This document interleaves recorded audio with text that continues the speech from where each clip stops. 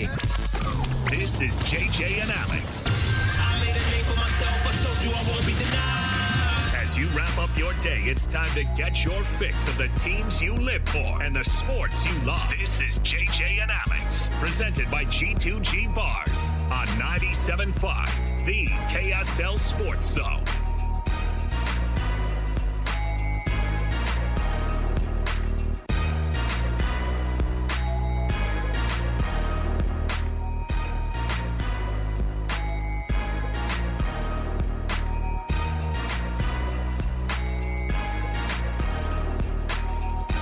What's up, everybody? Welcome on in. JJ and Alex, 97.5, the KSL Sports Zone. Alex Keary, Jeremiah Jensen. I'm Alex. He's JJ. What's going on, JJ? Everything good? Everything's great. Fired up. You know why? What happens 1 week from tonight? Oh, boy. Los Utes. 1 week away. Los Utes taking on Delane Fitzgerald and the pesky Southern Utah Thunderbird. Oh, yeah. Fired up. Hey, wait, is the Thunderbird, is that allowed now? Can you have a Thunderbird? What's politically incorrect about a Thunderbird? Who are we offending with the Thunderbird?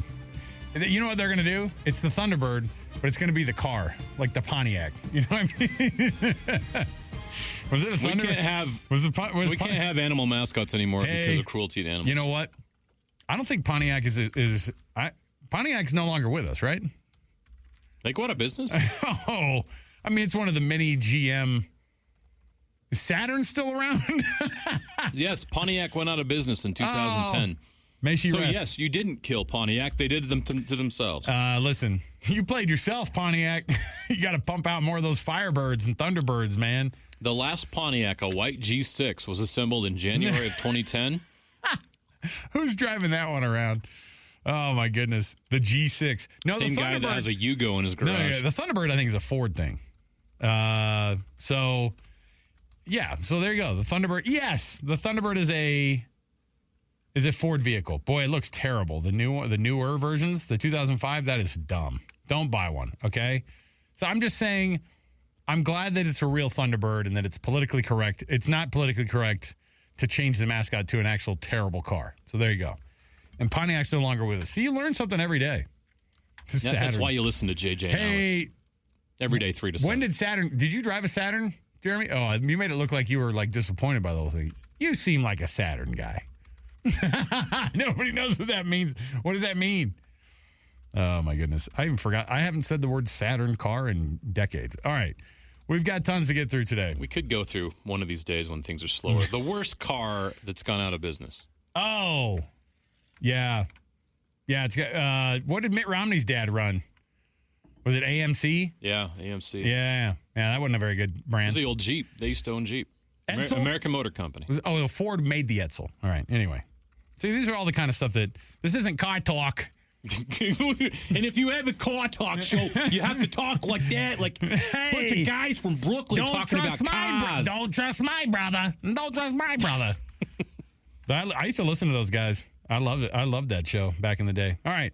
Let's kick the program off. Our show brought to you by G2G Bars. All natural ingredients and no preservatives make the G2G Bar perfect for anybody who needs a quick, tasty, nutritious boost. You can go to Costco, Holiday Oil, Maverick, Associated Foods, all in the refrigerated section because they keep them refrigerated because they are preservative-free and they're phenomenal. So give them a shot and get that boost today. Let's kick the program off as we always do with the cut, and we'll do it right here. It's time for the biggest story of the day. This is what made the cut with JJ and Alex on 97.5, the KSL Sports Zone.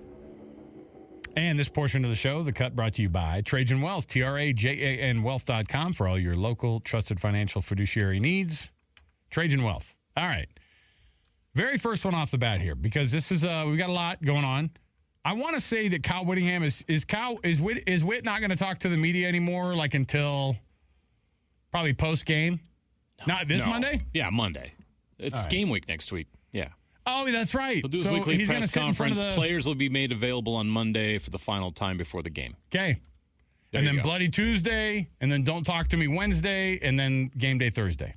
Actually, they'll move everything up. I think they'll have Bloody Tuesday on Monday. Yeah, everything moves up a day because of the short week. Yeah. So the deal is, with fall camp now over officially, time to focus on that regular season. And Southern Utah kicks off a week from tonight. We are a week away from a non-Dublin football game. Dublin's this weekend, right? Yes. Okay. And then Delaware State, I have to watch. Did they make it? Did the Hornets make it to the islands? I think you better follow them on because now I'm intrigued. This is the best thing that could have happened to this game. I am going to absolutely turn the game on. my Delaware shirt this weekend, too. You've got red hens. What are they? Blue hens? Yeah. Yeah. What are my many, like, Pater Pete? You do have Pater Pete on today, and that's embarrassing for you. I've been to Newark, Delaware, by the way. You have? Yes. Well, Delaware State doesn't even. have. You'd be the only person I know. I was in Delaware. Why? We were in Delaware. Okay. Back to you. Why was I in Delaware? Yes. LDS mission. Oh, I was going to say. It's near Philadelphia. Okay, there you go. I thought you meant like you and your wife were like, let's get away to Newark, Delaware. I want to get away. It's beautiful Have this you time been of to year. northern Delaware? Wilmington's beautiful this time of year. All right. Okay. So fall camp now in the books for Utah, and they're on to game prep. Here's what Kyle Whittingham said about the depth chart, because it is officially set and it's ready to roll. You've got your starters listed. Do we actually have access to those, though? Do we see what? No. Okay, no. Okay. I'm just wondering if maybe he slipped up this year and handed the sheets out. Coach, do you have the playbook, and can we see it? Oh, they might see Mekhi Bernard on the sheet and then totally change their game plan. Jeez, man. Here's what he said about the depth chart, and Whit is about as excited as he usually is this time of year. His emotions cannot be contained. We're in a good spot right now. We're coming out of fall camp with a lot of positives going on. We've got the two deep completely set on both sides of the ball. It's a matter now of details and fine-tuning. We got 6 practices left before we line up and play. So it's all about the details from this point forward. Is Isaac Wilson your starting quarterback this week, Coach? We'll talk about it at game time. All right. Boy, that'd be something. That'd be quite weird. That would be the worst. That'd be the worst news ever for Ute fan. Here's what he said, too, in terms of preparation, because it's not just about, this is a program that is, I would like to say set it and forget it. That's not what I'm going for. It's more like this. They have the system down so well. They make changes where they need to, because part of what Kyle Whittingham said yesterday, too, was that they made some changes to try to avoid.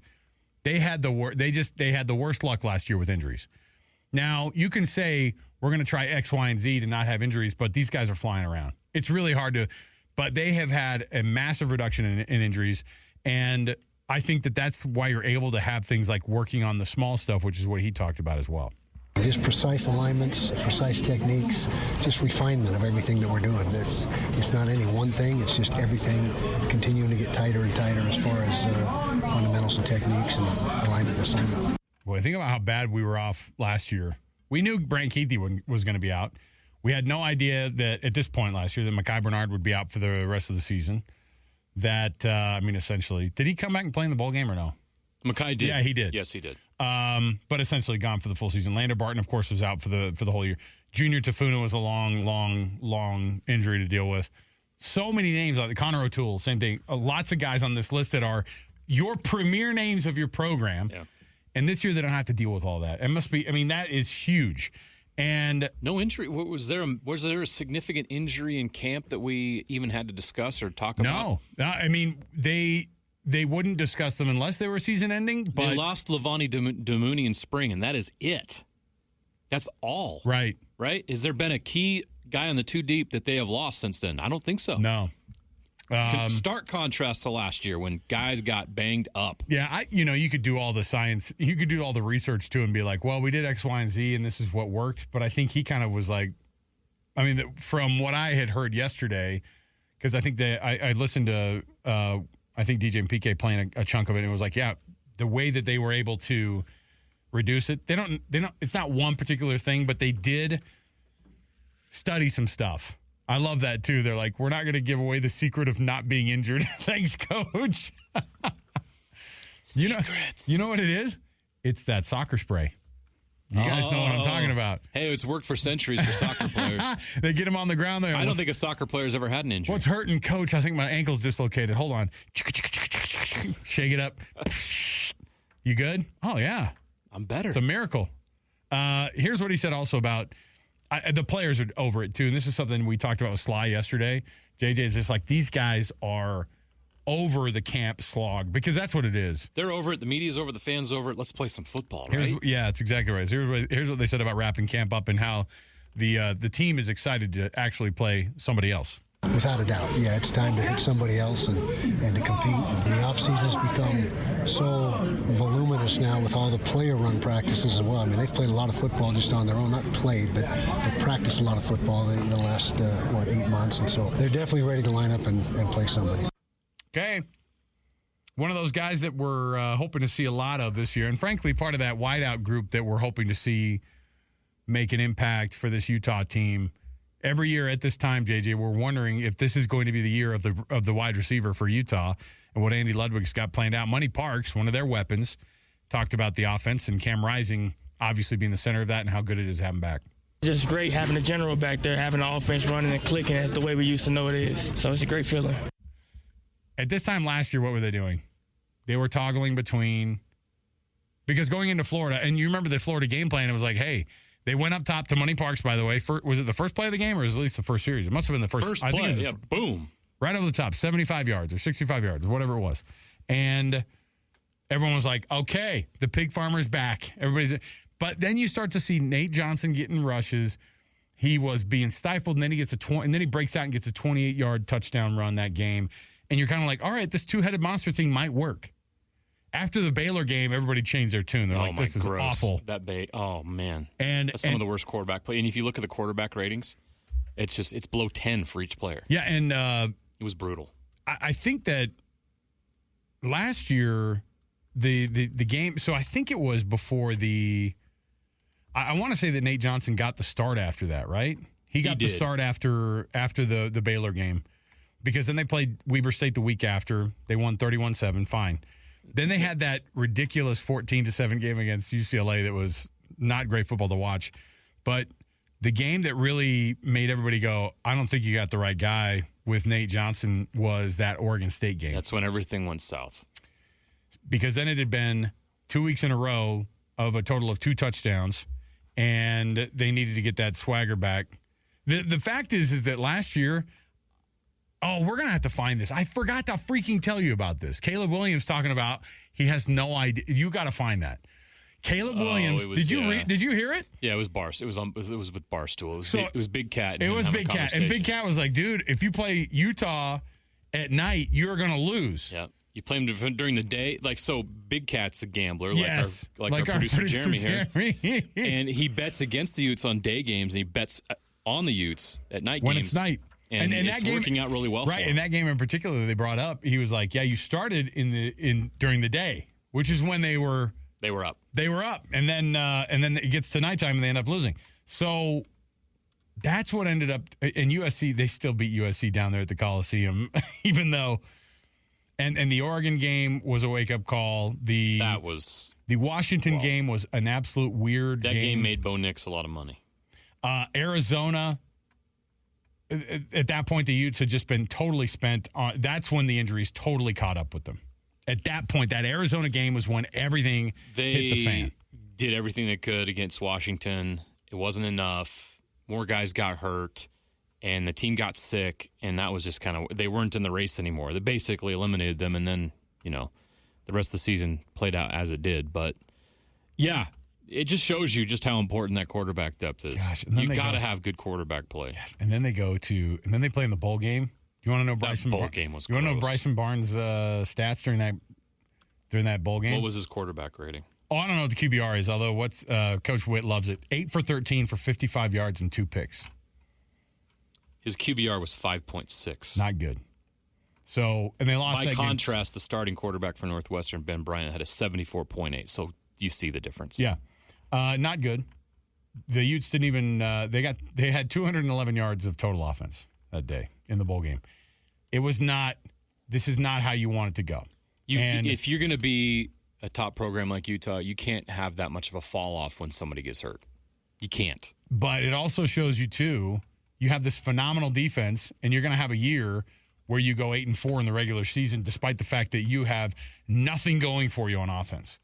I mean, Jaquindon Jackson had a couple nice games. He was dinged. He had a high ankle sprain. He was nursing all year. They had, like I said, Nate Johnson transferred mid-year, right? Or like in that week right after the.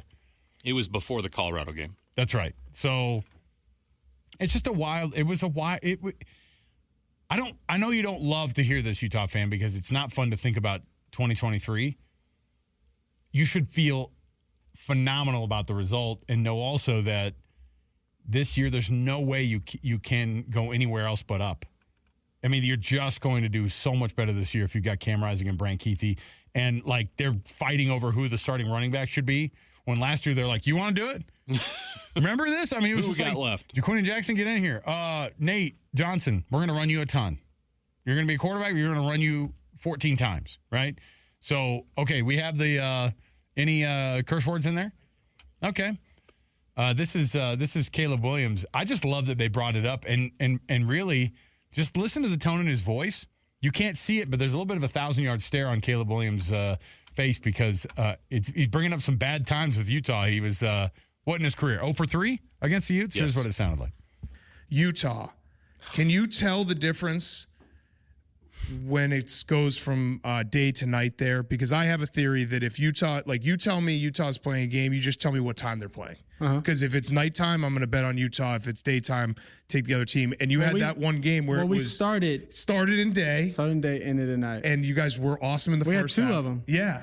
So can you feel the difference in that crowd? And there's always smoke in the crowd. That crowd was actually an awesome crowd. Love the stadium, love all of that, love the crowd.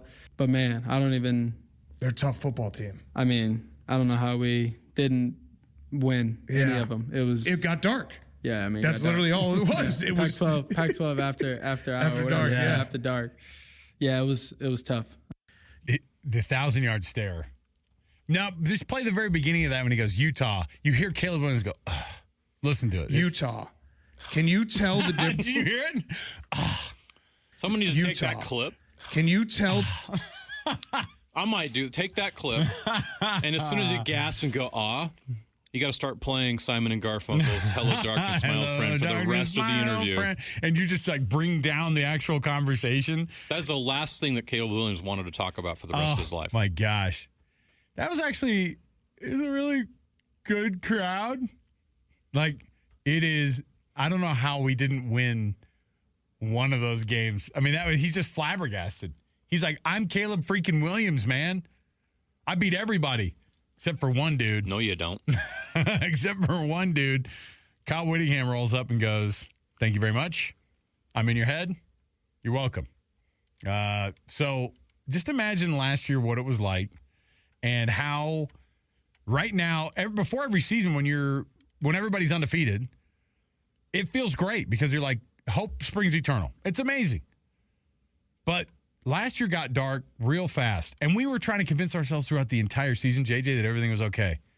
Partly because we were going, is this a week that That's what we were still wondering. Coach has Cam been working out with the team? He's looking pretty good. Good. How long can these guys hold things up until Cam gets back? One more week. Yeah. Remember the Oregon State game was like, oh boy, they really need Cam back. Yeah. And then he started practicing. I'm like, okay. They're still 6-1 at that point? Yeah. So if you look at last year, they were 6-1 after the USC game. And Bryson Barnes had the best game he'll ever play in his life. He was awesome. He really was against USC. They were 6-1 still, with all their goals still intact. By the way, he had a better game against Washington, at least in that first half. They lose that game. Yes. They lose that game by 6 points, but man, he was beating up the Huskies by himself. So we were still waiting. Okay, this is a good time. All right, they got to 6-1 without Cam. Bring Cam back, and it never happened. So you don't have to worry about that anymore. Here's what Money Park said, because at the end of it, that wideout group is really good, and it's not just like, hey, a couple of guys here and there. It's like the whole unit, top to bottom, could be very, very dangerous to play against. Oh, yeah, it's going to be a great. Doing, helping us spread the field out, helping us guys make more plays. So I'm looking forward for the wideout room to make big plays this year. Okay, big plays from the wideout room. Is that saying, like, is he saying we're going to make big plays, or is he saying it hopefully, and then he was hoping that Andy Ludwig was in earshot? Yep, we're going to be ready to make a lot of plays as the wide receiver group. You don't think there's been lobbying going on between those offensive players and their offensive coordinator to throw the ball more? I think it actually helps that you have, one, your premier back right now, I think, who's like Mekhi Bernard, obviously. Yeah. He catches the ball so well out of the backfield that you already have a little bit of that attitude even with the guy who's your best running back or one of your best running backs. They throw the ball to Mekhi Bernard a ton. And guess what? He can be a game changer. And if he's that release valve, if he's that easy check down that'll get you 7 yards on a play that, doesn't get blown up but is defended well, whatever it might be. On the other plays, when the wideouts are getting loose, I mean, Dorian Singer, the odds of a 1,000-yard season, I don't know if, Utah wide receivers just don't have 1,000-yard seasons. They're rare. And so people asking for that, what you are going to get is, I think, the field spread around a lot. Cam Rising's going to throw for a lot of yards. I think you're going to see it spread out pretty darn good. They're going to travel 6 tight ends, my heavens. And they'll throw to every one of them, by the way. They're going to be able to put out sets there where they have 4 wide receivers, and then your running back in the backfield can catch the ball as good as any of them. And then you're going to have, they've even talked about 14 personnel. Yeah. Meaning 4 tight ends. 4 tight ends and the 1 running back. Think about that. There's just so much versatility that they can do because of the talent and skill they have on the offensive side of the football at all these positions that Andy Ludwig can do any number of things with different formations and different personnel. And if you're a defense, what do you prepare for? How do you prepare for 14 personnel but also have to prepare for they could go empty backfield. They can do all kinds of things. Yeah. They can go jumbo. They can go. There's so many things they can do with the personnel that they have, and so that's going to be really tough to defend for a lot of teams that play them and prepare for. All right, we'll take a break. Your home for the best coverage of the Jazz, Utes, and Cougars is right here on The Zone. This is JJ and Alex, presented by G2G Bars on 97.5, the KSL Sports Zone.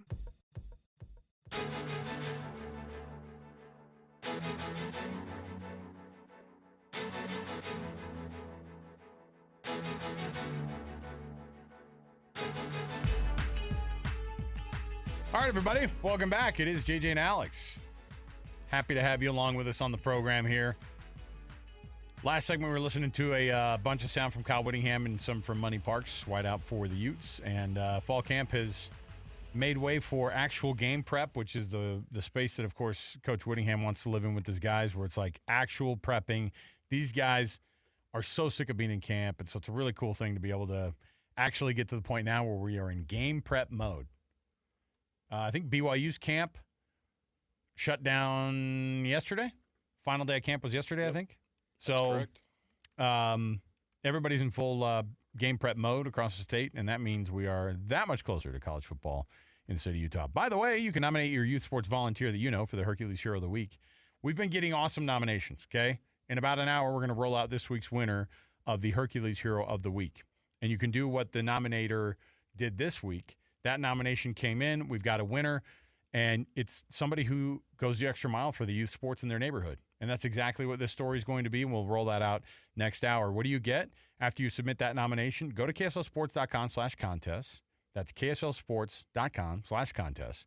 And the person you nominate ends up winning a $50 gift card to Hercules or from Hercules Credit Union, and then $200 to use with Beehive Meals. So $250, not too shabby, to honor those people who just fly under the radar with the Hercules Hero of the Week. kslsports.com/contest. Okay, from the Hawaii football breaking news desk, Jeremy, our producer, found something out about this Delaware State Hawaii game that I am on pins and freaking needles about, man. What do you have? There's a couple things. Oh, boy. You know there's a hurricane en route, so that's a problem. Weather. Do we get hurricanes over there? Apparently. What? Are they considered in Delaware or in Hawaii? Hawaii. It's actually a good question. There I are don't know if hurricanes they in were- Hawaii? Is it a typhoon over there? Is it considered a typhoon if it's in the Pacific? I don't know how this works. USA Today says hurricane. Yeah, they're lying. I trust them. Okay. So, I saw a photo on Twitter. What do you have? Players got about 7 hours ago arrived in Hawaii Nice. practicing. However, some players' flights got bumped. They're not sure how many players are coming later. That's what you get. That's what you get. You take the Southwest flight connector out of California. I don't dog it because I've done it. We have flown Southwest to Hawaii. They do that. That's how you take your golf clubs with you. Free bags. Oh, right? There you go. Mm-hmm. So we'll see how many players make it. I would love to be like, well, we're missing Craig, of course. He's still on the flight right now. I think they're landing. He might be here for halftime. Like, I love every bit of this story because it's a freaking disaster. He's on the Big Island. He got on the wrong plane. Whoops. I can get you to Maui. Well, that's not going to help. Here's the other thing. Where are they playing this game? It's not Aloha Stadium, is it? Oh, that's been torn down. No. It's TC Chang Complex. It holds like 10,000, 15,000 people. When did they tear down the Aloha Bowl? A couple years ago. There's been issues like it's... No, it's been condemned for a while. They used to have that swap meet there every week. I think this is the third season. They still might be here for like 25, 26. Well, we were out there in 22 maybe, and it was still up, but it looked like it was ready for demo. Yeah, they haven't played there in a while. It's like Northwestern with their portable stadium on the water. Yes. Disgusting. But, it's hard to keep stadiums up when you're surrounded by seawater. A lot of corrosion going on, right? By the way, since we're on this science kick, direct hurricane landfalls have never been recorded on the Big Island, Maui, Lanai, Molokai, or Oahu. Wow. We could be watching a first? Listen to us talk about the weather. Need to get our expert on later for this. The Blue Hens are dealing with weather. They're dealing with airplane situations. I hope Kevin's not listening. He's going to be so mad at me. Oh. I'm letting him down right now. This is bad weather talk. I want him to just clear up if hurricanes can even happen in the Pacific. I thought those were all typhoons over there. They can, but that happens more in the eastern tropical Pacific that's what I'm than saying. The central where Hawaii is located. located. Look at you on the hurricane Wikipedia page.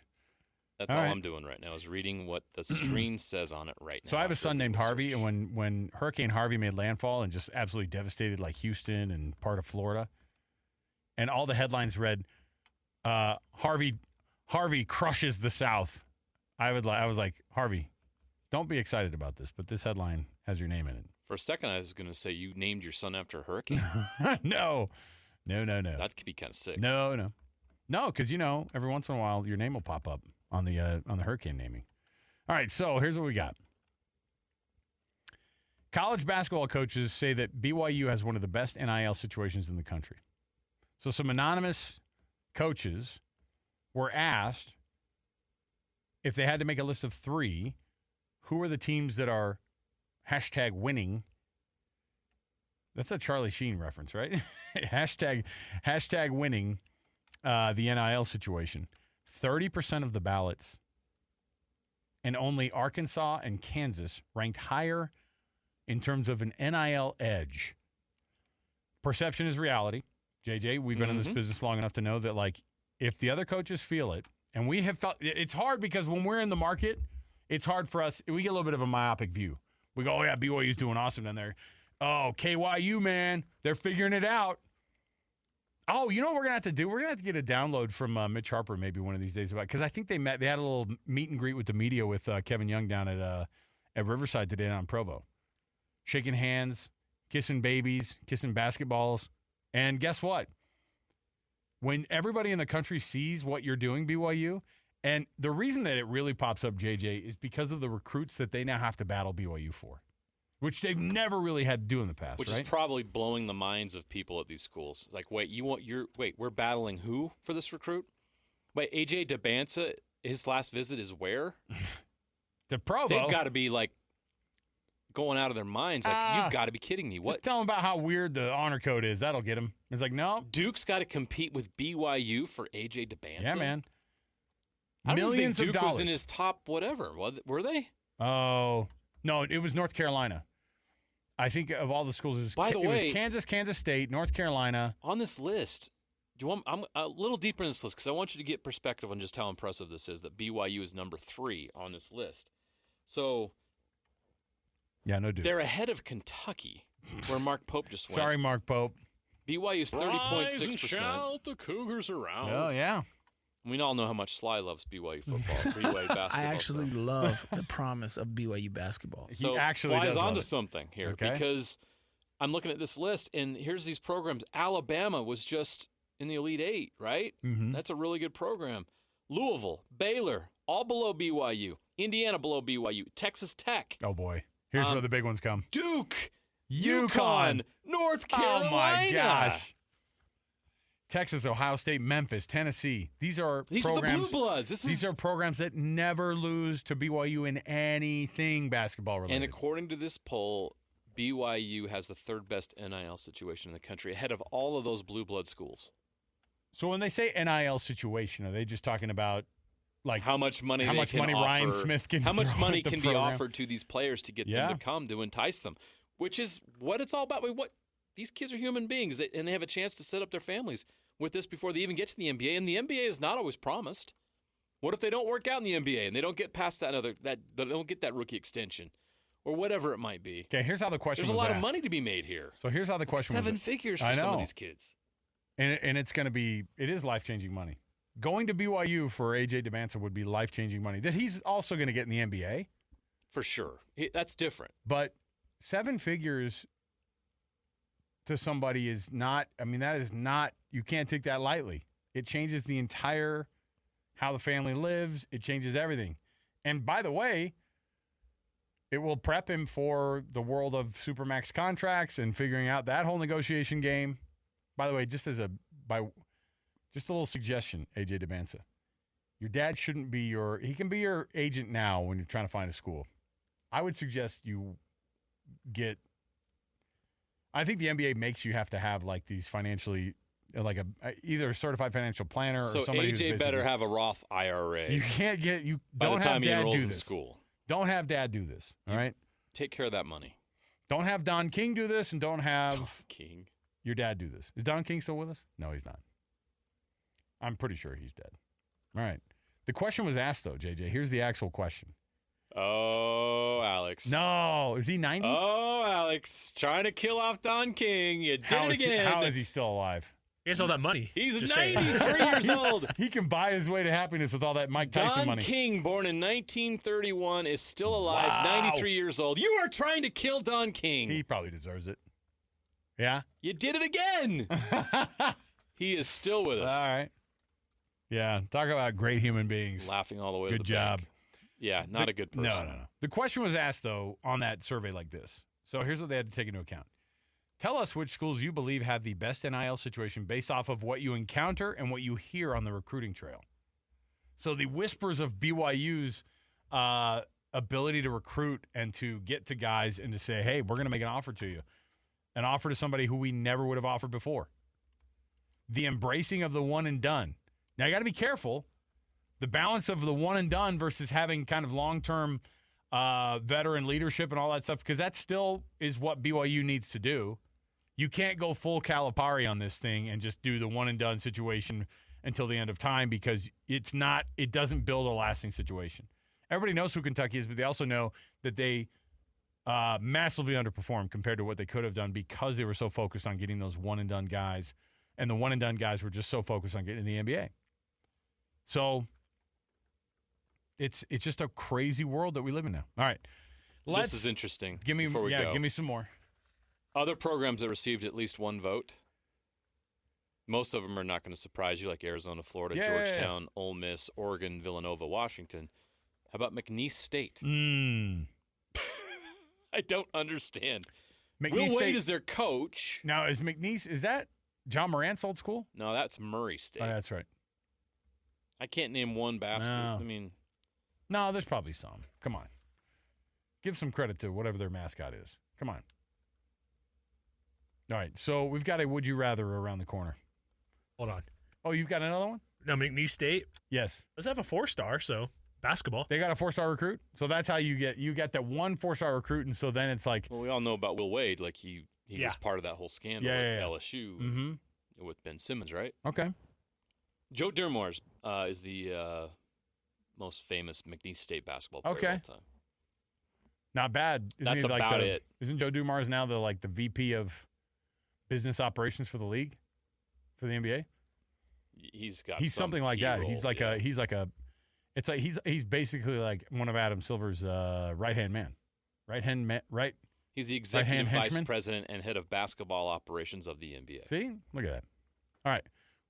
We'll take a break. We'll come back. We have a Would You Rather right around the corner. Stay with us on the program.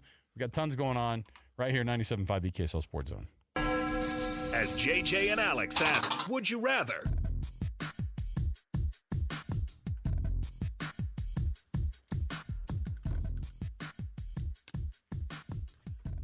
All right, everybody, welcome back. JJ and Alex, 97.5 the KSL Sports Zone.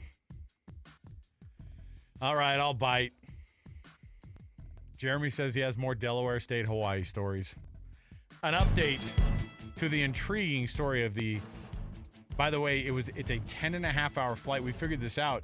It's only 7.5 hours for you to fly from Atlanta to Dublin, Ireland, which is what the Georgia Tech. Yeah. We got two musics going on here. What's going on here? Double the music, double the pleasure, double your fun. Sorry. Double mint gum. So, Delaware State, a 10.5-hour, almost 11-hour flight, 3 hours more than you flying from Atlanta to Dublin for your game in Ireland. Nuts. No matter, the Blue Hens are definitely having a problem because they can't get some of their players out.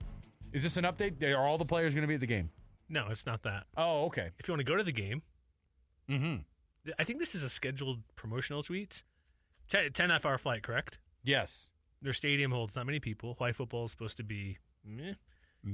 You can go for $10.50. Oh. So if you can get there. So they're doing it for the 10.5-hour flight. They're honoring the They need to Delaware. upgrade. They need to make it more expensive now because the No, I was flight's going to say, 20-some hours. make it like a 17-hour, and you have to have a layover.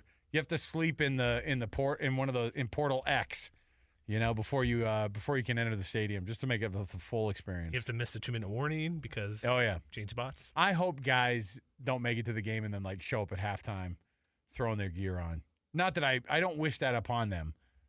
I hope Delaware is being compensated well, though. I saw how much it was. How much? Not as much as you think. I think it's barely $200,000. No, I read that you mean that they're getting paid to go there. I and think play? that's what I saw. I think the $200,000 was just for Travel? the travel accommodations. Okay, that'd be like they made some crazy travel concession for hope them so. because they had to take a 3-hour freaking bus ride from Newark, Delaware. JJ's. We're in Delaware. And then, so a 3-hour drive to JFK Airport. That was the kicker. They missed the flight because of how bad of planning they did with the 3-hour bus ride with those Just because they players. wanted the direct flight from New York. Yep. Wow. By the way, Hawaii's football stadium, their new one. Yeah, what's it called? Capacity, 15,000 fans. There you go. That's probably about right. How many times did you watch games at the Aloha Bowl, even big ones? Remember back in the day, back in the WAC glory Oh, years yeah. in the 80s when Hawaii was so good? Oh, they were scary. Every week, it didn't matter who it was a They were freaking the trap. biggest thorn in BYU's side in the WAC days. And, well, not just that. How about when they were in the Mountain West and it was Gary Croton trying to have the perfect season in 2001 and Hawaii hangs 70 on him? Yeah. Right? Bad trips to the islands. No, it is 180,000 total. No, that's what it Delaware, says here. You're worth more than this. Should be about $1 million, right? It's not even Delaware. It's Delaware State. Oh, Delaware Alex, State. Listen. Mama didn't raise no fool. You're worth more. Come on, Kings. Delaware State, located in Dover, Delaware. You been there? Didn't make it that far. Okay, all right. So there Actually, you go. No, I have. I've been. You have been to Dover. Yes, I've All been right. to Dover. Okay. Well, good for you. I'm pissed for Delaware State. That's something to brag about. I hope that Hawaii freaking throws them a bone. I hope Delaware State beats them. Oh my gosh, no chance. The amount of travel that they had to go through just to be able to get there, insane. All right. There is a non-participant clause, or if you don't, non-appearance fee. They might have to invoke it. $750,000. So if Delaware State doesn't show up to play, they're going to have to be in debt to Hawaii? Hawaii. I'm telling you. All because of a bus. This is a delay. racket. This is a racket. Delaware State, come on, Kings. You're worth more than this. Don't let Hawaii split the check with you. On this first date, make Hawaii pay for the whole thing. They want to go all the way. Come on. You don't show up for our date. You have to pay me $750,000. Get out of here. Hawaii, you stink. All right? All right. Let me see here. Would you rather get fired from your pro or college coaching job but get a huge buyout, or have a pretty nice, decent career making some decent money at the pro career or at the college career level? Like, I'm talking about Jimbo Fisher sitting at home right now. Is he working anywhere? No. Jimbo Fisher on his ranch in, I don't know, I hope he's not anywhere near College Station, be run out of town. So wherever Jimbo Fisher is, because I think the buyout was what, 175, 75 million. But over that contract, he made more than 100. And so would you rather have that, JJ, or and just walk and just go off into the sunset, or make a quarter of that but a long career? I want the long career. I want to be able, because Jimbo's now a joke, right? Jimbo's won a national championship at Florida State. Listen, he's now a punchline because of how this went. Is he? Or is the joke on us because he gets $75 freaking million and doesn't have to do one more bit of coaching ever or recruiting? You get to a certain point where the money, yeah, it doesn't matter. How much money do you really need? If you have a very comfortable salary like that and you can be successful, that's ideal, because you want to take pride in what you do and what your legacy is. Jimbo's legacy is just taking a massive buyout. No one's going to remember the 2000, was it 13? Which year was it? 2012, 2000, when Jameis won the title at Florida State. No one's going to remember or talk about that with Jimbo. Okay. How about this? I don't know why this isn't a thing either, because I was looking to see because the University of Anchorage, Alaska they have football, I'm pretty sure. They at least have basketball. So would you rather play for the Seawolves, or would you rather play for the Rainbow Warriors? They're not the Rainbow Warriors anymore, are they? Just the Warriors? I like the Rainbow Warriors better. But go ahead.